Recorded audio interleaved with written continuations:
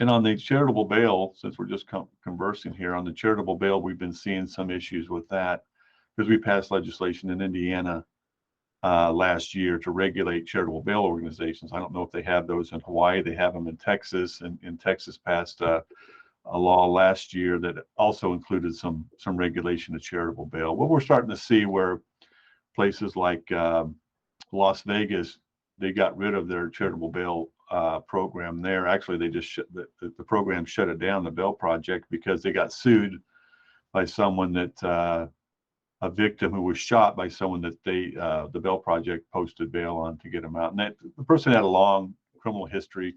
Where they get into problems is they start posting bail for aggravated violent offenders. And why are they posting bail for these people? Because the low-level offenders are not required to post bail. So when they originally were started, it was like, oh, we're going to get those $500 cash bonds where people can't afford to get out and they're too poor to post bail. Well, now they're posting bail for $15,000 bail, $25,000, $75,000 were aggravated offenders. And it's a problem because they have no way, don't have any third parties coming in that are willing to co-sign and guarantee, because they're not bail agents, so they can't get that even if they wanted to.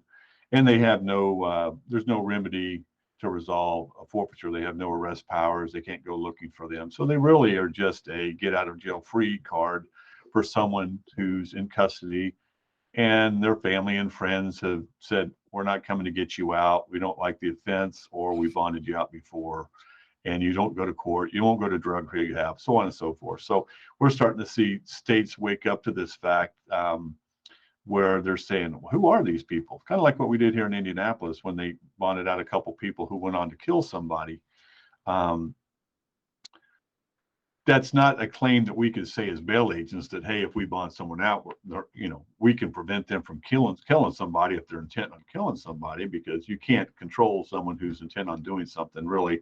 But what you can say is that, these were people that clearly would probably still be in jail because third parties were not willing to come forward to post their bail, to put up bail for them and get them out. Otherwise, so they would have been de facto detained because no one was willing to get them out. Well, some people just need to stay in jail.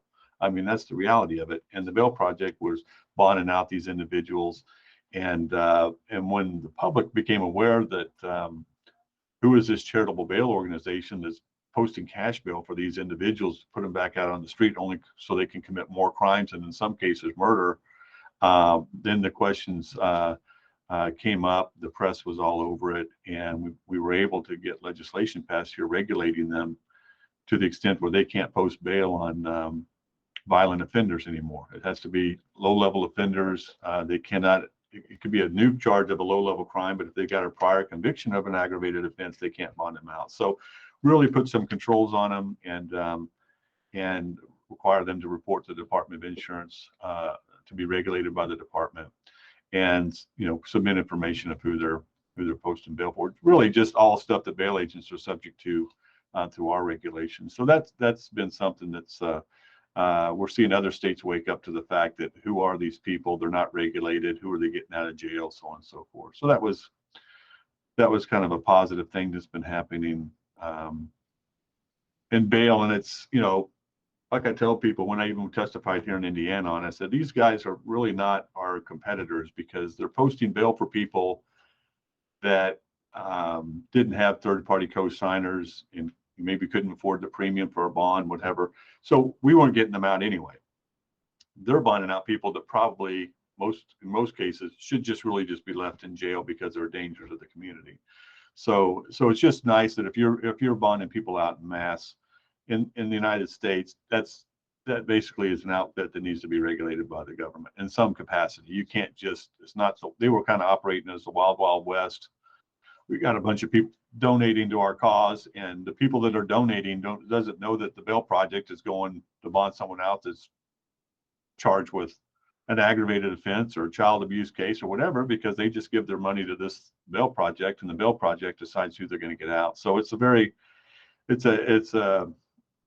an interesting situation, but it's one that needs to be regulated, and we were happy to get that done here in Indiana, and hopefully other states will follow suit this year. So yeah, in my home state, it's happened a few times, and of the cases that have come across my desk, forfeitures, they don't know what they're doing when it comes to underwriting. They Sure. just sort of follow a certain narrative that they're told. But I think every bail agent has the experience of working with a family, being told a certain story. And then once you get all the information, you're like, oh, wow, they misrepresented a thing or two that was a material fact, which changed the risk factors completely.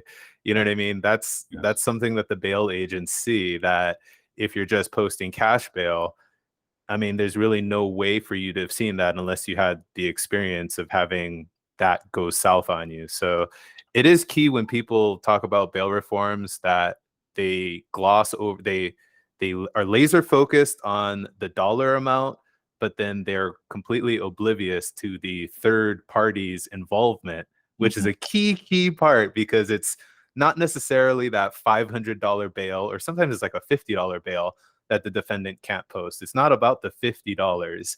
It's about the lack of a third party who cares to step up and actually post that $50, because they know that if that person gets out, they're just going to harm them, the family. There's going to be another episode. Maybe they're trying to teach them a lesson.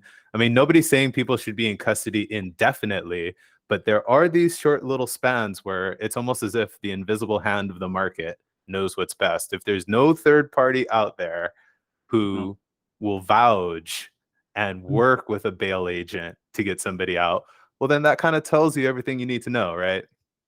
Yeah, I mean, you're just putting things through a colander, basically. I mean, and the people that, that get caught up in the colander, the sieve, if you will, are the people that do not have, they've burnt all their bridges, and they just don't have. I mean, every now and then you'll have a person in there that just never had any friends to begin with and commits a crime. Maybe there is that person out there that doesn't have anybody that they could call to say, hey, I got this DWI, can you come get me out? But what you described is really it's underwriting, and the thing that these charitable bail programs really, they're not risking their own money. They're using OPM or other people's money to post this cash bail. They have no skin in the game, even by putting the cash up. If they lose it, it's no big deal. They're getting paid their salaries from the donations that they get. So they're basically paid to act like a bail agent, but without the risk of actually financial loss. So yeah, we underwrite, and you're right, people. But what you're also talking about, it just comes with experience. It just comes with experience of underwriting bonds time and time again, and getting bit from time to time, because it's like, holy cow, how did that happen? Well, that's not going to happen again.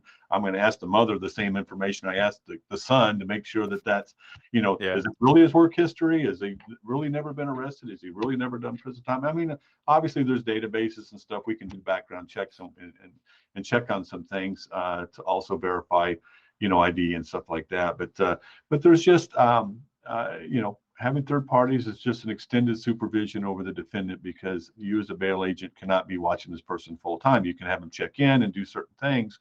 But when you have family and third parties that are really around this individual on a day-to-day basis, or certainly seeing them more often, they can report back if, hey, there's a problem. And because again, why would they do that? Because they've got skin in the game. They've co-signed on the bond. So